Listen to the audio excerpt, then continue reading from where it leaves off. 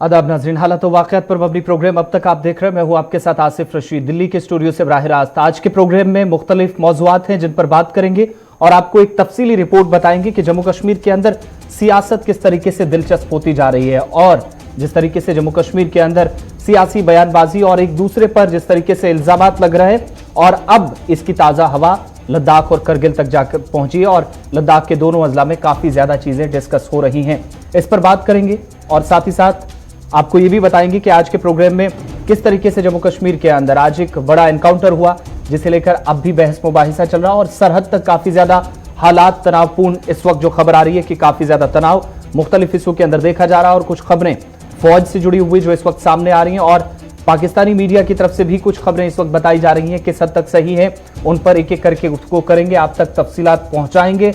और साथ ही साथ आज जनूबी कश्मीर के अंदर यानी वादी के अंदर भी सिक्योरिटी फोर्सेस की कार्रवाई, जहां जम्मू के अंदर आज एनकाउंटर हुआ तो वादी के अंदर भी मिलिटेंट मुखालिफ सरगर्मियां चल रही थी। तो दूसरी तरफ आपको ये भी बताते चले कि आज ही इंटरनेशनल बॉर्डर पर भी बीएसएफ की तरफ से कुछ एक्टिविटीज तेज की गई हैं। इस हवाले से तफसीलात आपको बताएंगे कि क्या कुछ आज सर्च टीम की तरफ से कहा गया और उसके बाद जो स्टेटमेंट ऑफिशियल आया है। अपने नुमाइंदों के पास भी चलेंगे, श्रीनगर स्टूडियो भी आपको लिए चलेंगे।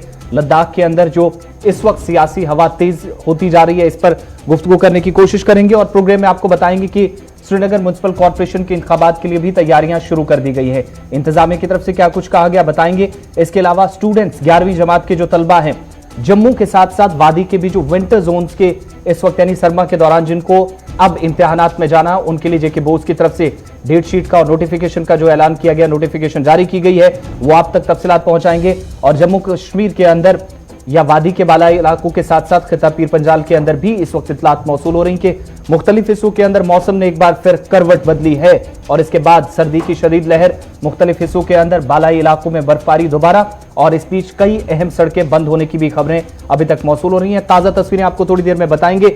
मौसम ने तो मिजाज बदला है लेकिन जम्मू कश्मीर के अंदर जो सियासी मौसम है वहां पर भी पारा काफी हाई है। आपको ये भी बताते चले कि जहां पर जम्मू कश्मीर के अंदर डीडीसी इंतखाबात की तैयारियां चल रही हैं, तमाम पार्टियां पूरी ताकत इस वक्त झोंक रही हैं, एक दूसरे पर बर्तरी हासिल करने की कोशिश है। डीडीसी इंतखाबात से कबल सियासी जमातें एक दूसरे पर हमलावर हैं। ये तस्वीर देखकर यानी गोलमाल पढ़कर आपको जरूर जहन में कुछ अलग चीजें आ रही होगी या हैरानी हो रही होगी, लेकिन गुपकार अलायंस में शामिल लोग हिज़्ब इक़्तिदार को निशाना अगर बना रहे हैं तो बीजेपी भी पलटवार करने में कोई कसर बाकी नहीं छोड़ रही है। अब कहानी और भी दिलचस्प हो गई है। जो बीजेपी और नेशनल कॉन्फ्रेंस एक दूसरे पर बरस रहे हैं, एक दूसरे पर सबकत हासिल करने की कोशिश है, बदतरी हासिल करने की कोशिश है, वहीं दोनों जमातें लद्दाख में हिल तरक्याती काउंसिल में जहां पर इत्तेहाद में है, करगिल के अंदर खास तौर से, और दोनों पार्टियों का जहां पर मंशूर भी अलग रहता है, मुख्तलिफ एजेंडाज हैं, अलग अलग सोच, अलग अलग रास्ते, लेकिन लद्दाख में दोनों जमातें एक ही थाली में खा रही हैं। सवाल काफी ज्यादा पूछे जा रहे हैं। बीजेपी के साथ साथ नेशनल कॉन्फ्रेंस से भी आज उसके साथी भी सवाल पूछने पर मजबूर हुए हैं। इसलिए हम आज कह रहे हैं कि गोलमाल है। हमारा मकसद है कि जम्मू कश्मीर और लद्दाख के लोगों के जो हकूक हैं वो उन्हें वापस मिलने चाहिए। हमारी लड़ाई वहां पर है।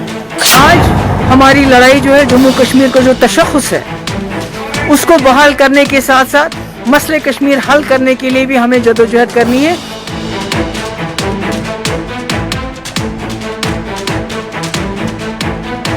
PAGD यानी Peoples Alliance for Gupkar declaration को बाज़ाब्ता तौर पर 7 इलाकाई जमातों के इत्तेहाद के तौर पर तश्कील दिया गया था। ये वो 7 जमातें हैं जो जम्मू कश्मीर की खुसूसी हैसियत की बहाली की ख्वाहां हैं, क्योंकि ये इत्तेहाद 5 अगस्त 2019 को आईनी तब्दीलियों से पहले ही मौजूद था।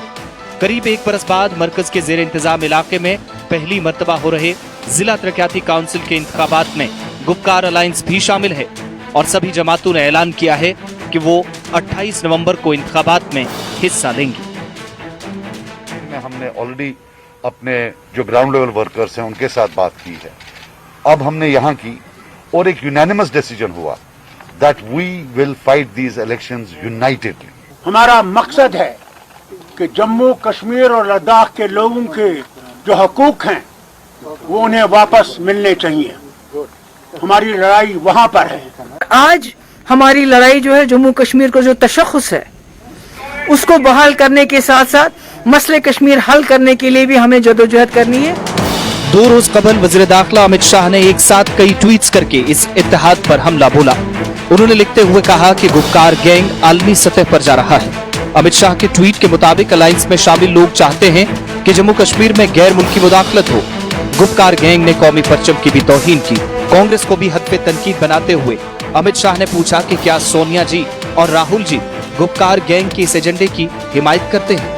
कांग्रेस और गुपकार गैंग जम्मू कश्मीर को वापस दहशतगर्दी और हंगामा आराई की जानिब ले जाना चाहते हैं। एक दिन पहले वजीर कानून रविशंकर प्रसाद ने भी डॉक्टर फारूक अब्दुल्ला और महबूबा मुफ्ती को हद पे तनकीद बनाते हुए अलायंस की जमकर तनकीद की।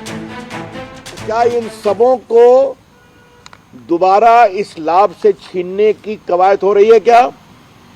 The BJP would like to know that when the Gupkar Declaration Alliance talks of restoration of Article 370, they simply mean that these laws should have no application for the poor, deprived people of Jammu. दोनों बड़ी जमातों के बीच चल रहे इस घमासान के बीच जम्मू कश्मीर और लद्दाख की सियासत में उस वक्त दिलचस्प मोड़ आया जब लद्दाख के जिला करगिल में नेशनल कॉन्फ्रेंस और बीजेपी के इत्तेहाद को लेकर सवाल पूछे जा रहे हैं। इस इत्तेहाद को लेकर वही हो रहा है जिसका खदशा पहले ही मुबस्सरीन ने जाहिर किया था। एनसी जो बीजेपी पर मुल्क में इक्तदार के लिए डर और खौफ का माहौल पैदा करने के इल्जामात आयद कर रही है, वहीं फारूक अब्दुल्ला के चीन वाले बयान पर नेशनल कॉन्फ्रेंस को मुल्क दुश्मन अनासर करार दिया जा रहा है। लेकिन इक्तदार में आने के लिए ही दोनों जमातों ने जम्मू कश्मीर में अवाम दुश्मन और लद्दाख में भाई भाई की मिसाल कायम कर दी है। मगर इस पर नेशनल कॉन्फ्रेंस के किसी बड़े लीडर की फिलहाल जुबान तक नहीं खुली है। अलबत्ता लद्दाख से बीजेपी के रुकने पार्लियामेंट और पार्टी के लद्दाख यूनिट के सदर जमयांग सेरिंग नमग्याल कहते हैं कि एनसी के साथ इत्तेहाद में बीजेपी खुलेआम थी, है और इत्तेहाद जारी रखा जाए। करगिल में पहाड़ी हिल काउंसिल के इंतखाबात के बाद 2 बरस कबल दोनों जमातों ने इत्तेहाद कर एक तस्वीर तो साफ कर दी है कि अगर इक्तदार में आने के लिए उन्हें किसी भी हद तक जाना पड़े तो वो जा सकती हैं, क्योंकि बीजेपी की नजर में एंटी नेशनल कहलाने वाली नेशनल कॉन्फ्रेंस जैसी जमात के साथ जाकर बीजेपी भी मुल्क की सलामती और मोहब्बत का दर्स भूल चुकी है। बीजेपी के लद्दाख के सदर सेरिंग नमग्याल ये भी दावा करते हैं कि कश्मीर नेशनल कॉन्फ्रेंस का करगिल यूनिट से कोई ताल्लुक नहीं है और अगले हिल काउंसिल के इंतखाबात में एनसी फिर बीजेपी में आएगी और यहाँ कोई दूसरी जमात मौजूद नहीं होगी। सेरिंग नामग्याल के मुताबिक जम्मू कश्मीर के अंदर दफा 370 की बहाली भी नामुमकिन है, लेकिन नेशनल कॉन्फ्रेंस ये सब भूल चुकी है, क्योंकि आखिर इक्तदार में जो आना है। ये लड़ाई इक्तदार की लड़ाई नहीं है, ये लड़ाई वजीर आला की कुर्सी की लड़ाई नहीं है। लानत हो हम पे अगर इन हालात में आज भी हम इक्तदार की कुर्सी के पीछे भागें। लोग कभी हमें माफ नहीं करेंगे अगर आज भी हमारी नजर सेक्रेटेरिएट पर ही रहे और हम इस सोच में रहे कि कब हम उस दफ्तर में घुस के उस कुर्सी को दोबारा हड़प लेंगे। इधर LAHD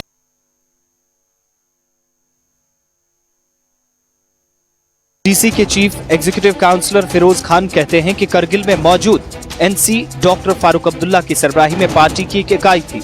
उनके बकौल अगरचे लद्दाख अलग यूनियन टेरिटरी बन गई, लेकिन हमारी बुनियादी तंजीम वही रहेगी और डॉक्टर फारूक अब्दुल्ला ही हमारे कायद है। नेशनल कॉन्फ्रेंस के मुताबिक फैसला करगिल हिल काउंसिल के लिए 2018 में हुआ था। अब एक बड़ा सवाल कि अगर नेशनल कॉन्फ्रेंस का जम्मू कश्मीर में इत्तेहाद करने का मकसद जम्मू कश्मीर में खुसूसी पोजीशन को बहाल करना है, तो लद्दाख में क्या, जहां बीजेपी नेशनल कॉन्फ्रेंस के एजेंडे के खिलाफ है, एनसी काम जारी रखेगी? सवाल ये भी कि क्या नेशनल कॉन्फ्रेंस दोनों यूनियन टेरिटरीज में अलग अलग एजेंडे के साथ काम कर रही है? क्या अवाम को फिर उसी तारीकी में डालने की कोशिश हो रही है जिसका जम्मू कश्मीर और लद्दाख में हुक्मरानों पर अक्सर इल्जाम आयद होता आया है? नेशनल कॉन्फ्रेंस पर 2 मरकज के जेर इंतजाम इलाकों में अलग अलग पॉलिसियों के साथ काम करने का इल्जाम है, तो वहीं इल्जाम बीजेपी पर भी कि मुल्क की सलामती तरजीहात में शामिल होने का दावा करने वाली बीजेपी उस इत्तेहादी के साथ क्यों जिसका सदर चीन से मदद की बात करता है। News desk, Gulistan news.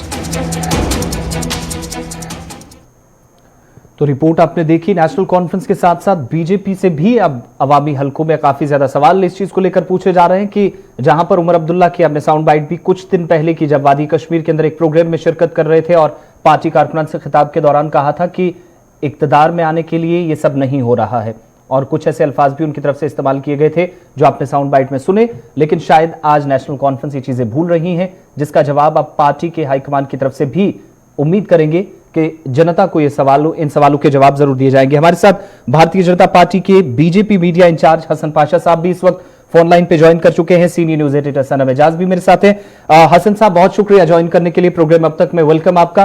पहले आपसे जानना चाहेंगे, प्राइम मिनिस्टर से लेकर हम खुद देख रहे हैं जम्मू कश्मीर के अंदर जो बीजेपी के नए इंचार्ज, यहां तक कि पार्टी के जो सीनियर लीडर हैं या आरएसएस की टॉप लीडरशिप जो जम्मू के अंदर भी कैंपेन कर रही है, उनकी तरफ से भी यहां तक ये वर्ड्स यूज किए गए कि ये जो तमाम सरगर्मियां हो रही हैं, जो नेशनल कॉन्फ्रेंस पीडीपी या अलायंस कर रहा है, ये देश विरोधी गतिविधियां हैं, मुल्क मुखालिफ सरगर्मियां हैं।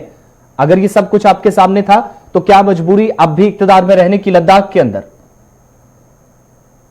देखिए, मैं सबसे पहले मैं आपको ये स्पष्ट करना चाहता हूँ, भारतीय जनता पार्टी हमेशा नेशन हित के लिए काम करता है। हमारा आइडियोलॉजी है जनता पार्टी के अंदर और सिर्फ ला।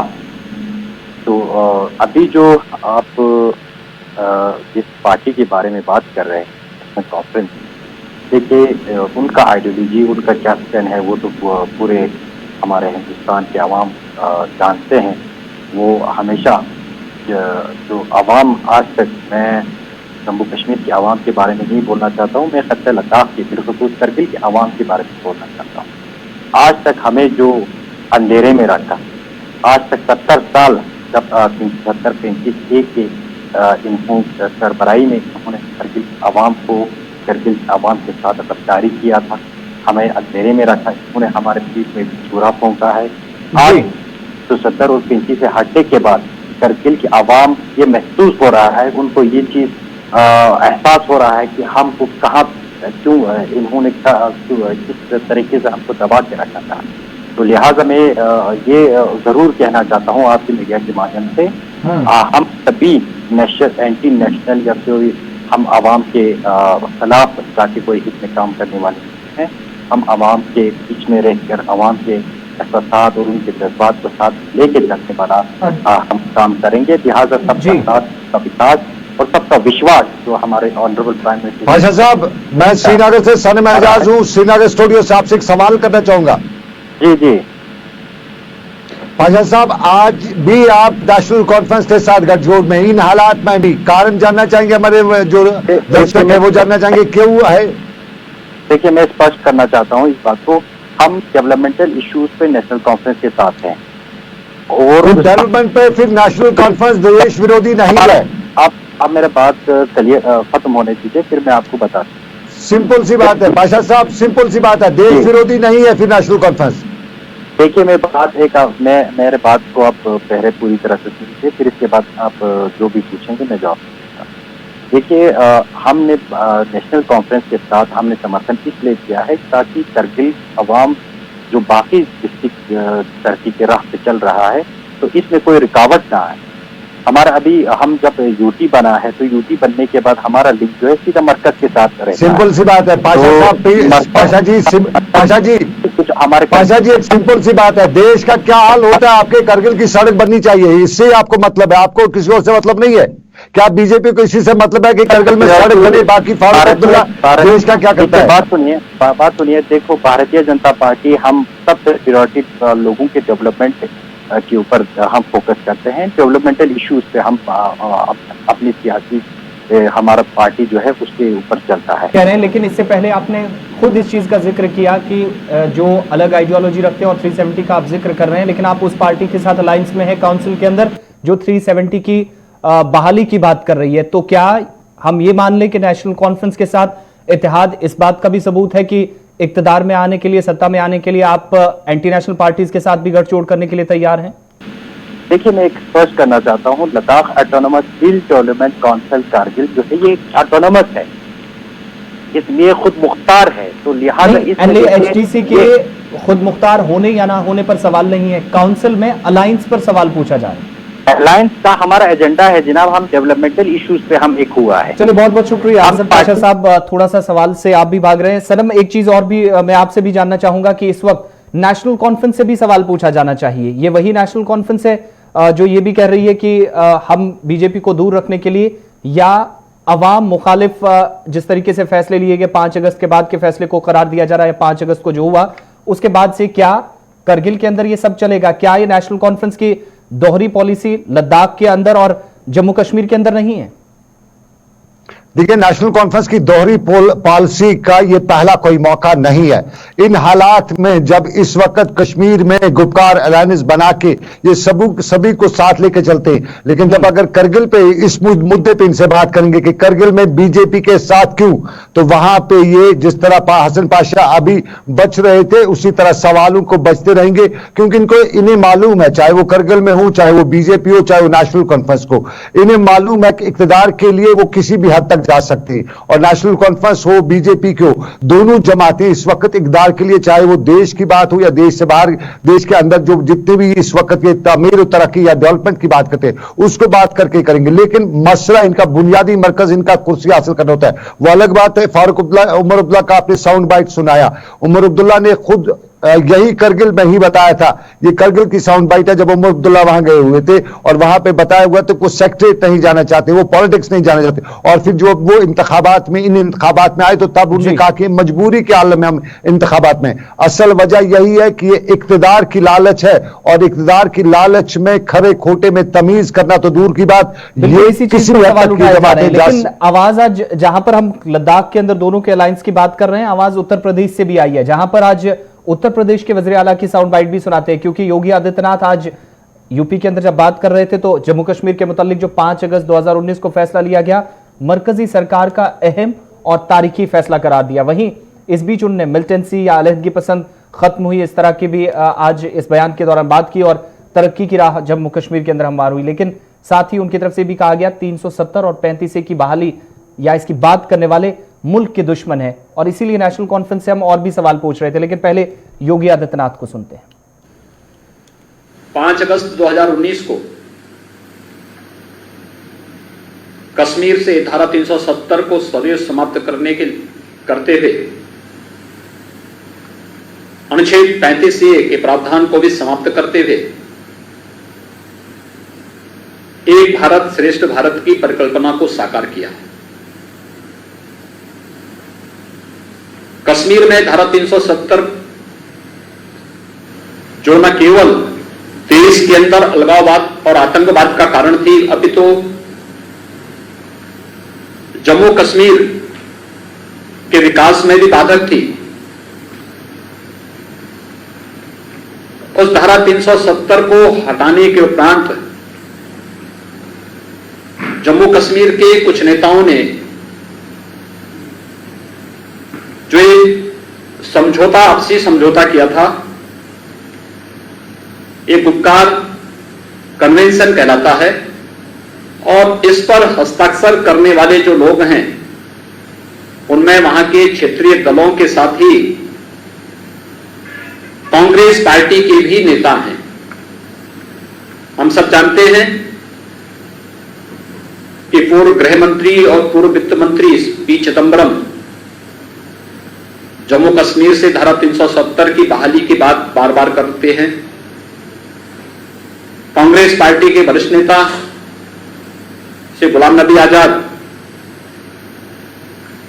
370 की बहाली की बात करते हैं। गुपकार समझौते के बारे में जो मीटिंगें श्रीनगर के अंदर अलग अलग समय में हुई है, कांग्रेस के स्थानीय अध्यक्ष के साथ ही अन्य नेताओं की उपस्थिति वहां पर इस बात की ओर स्पष्ट इशारा करती है कि वे लोग